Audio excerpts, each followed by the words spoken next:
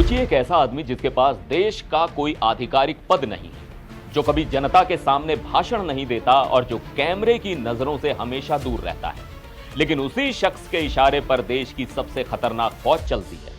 सुरक्षा एजेंसियां उसके कंट्रोल में हैं और अरबों का बिजनेस भी उसी के हाथों में है। अब वो इंसान दुनिया के सबसे खतरनाक वॉर जोन का नया सुप्रीम लीडर बन गया है। अमेरिका और इजराइल ने जिसे सीधा निशाने पर ले रखा है।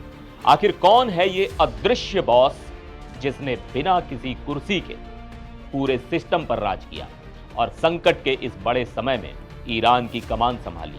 नमस्कार, मैं हूं सिद्धार्थ प्रकाश। ईरान में पिछले हफ्ते जो कुछ हुआ उसने पूरी दुनिया को हिलाकर रख दिया है। अमेरिका और इजराइल के हमले में ईरान के सुप्रीम लीडर अली खामेनेई की हत्या हो गई। इस बहुत बड़ी घटना के बाद ईरान और अमेरिका इजराइल के बीच एक भीषण सीधी जंग शुरू हो गई है। मिसाइलें दागी जा रही हैं, लेकिन इस भयानक अफरा तफरी और युद्ध के बीच ईरान ने एक ऐसा बड़ा फैसला लिया है जिसने सभी अंतर्राष्ट्रीय विश्लेषकों का ध्यान खींचा है। ईरान की सत्ता अब आधिकारिक तौर पर मुज्तबा खामेनेई के हाथों में सौंप दी गई है। मुज्तबा अली खामेनेई के बेटे हैं, लेकिन मुज्तबा का नया सुप्रीम लीडर बनना सिर्फ एक बेटे का पिता की जगह लेना बिल्कुल नहीं है।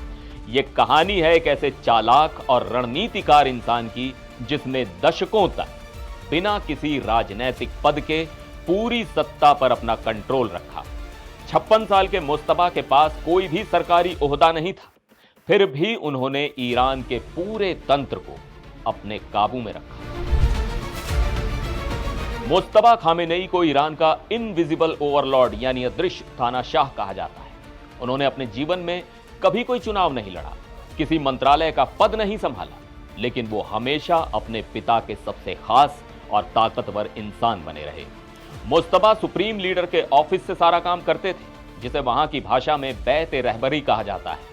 पिछले 20 सालों से मुज्तबा ही इस ऑफिस को अपने इशारों पर चला रहे थे।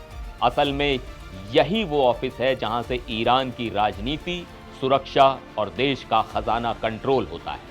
मुज्तबा का काम बिल्कुल वैसा ही था जैसा इस्लामिक रिपब्लिक के संस्थापक रूहुल्लाह खुमैनी के बेटे अहमद खुमैनी का हुआ करता था, जो हमेशा दरवाजे के पीछे से बड़े बड़े फैसले लिया करते थे।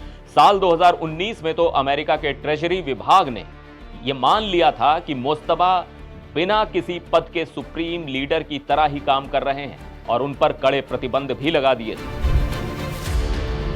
अब सबसे बड़ा सवाल यह है कि मुज्तबा इतने ताकतवर कैसे बने? तो इसका जवाब छिपा है 1980 के दशक में हुए ईरान इराक युद्ध के इतिहास में। उस वक्त मुज्तबा हबीब बटालियन नाम की एक मिलिट्री यूनिट का हिस्सा थे। इस जंग के दौरान मुज्तबा ने जिन लड़ाकों के साथ काम किया, वही लोग आगे चलकर ईरान की खुफिया और सुरक्षा एजेंसियों में सबसे बड़े पदों पर बैठे। खासतौर पर इस्लामिक रेवोल्यूशनरी गार्ड कोर्स यानी IRGC में मुज्तबा की पकड़ बहुत ही ज्यादा मजबूत हो गई। इन्हीं पुराने और गहरे रिश्तों की वजह से उन्होंने देश के सुरक्षा तंत्र में अपना ऐसा दबदबा बना लिया कि कोई भी उनके खिलाफ बोलने की हिम्मत ना कर सका। मुज्तबा का सुप्रीम लीडर बनना इतना आसान भी नहीं था, क्योंकि यह फैसला काफी विवादों से भरा है। ईरान के संविधान के नियम कहते हैं कि सुप्रीम लीडर को एक बहुत बड़ा धार्मिक विद्वान होना चाहिए, लेकिन मुज्तबा के पास वो रुतबा नहीं है। आलोचक उन पर चुनाव में धांधली करने और विरोधियों को बेरहमी से कुचलने का आरोप लगाते रहे हैं।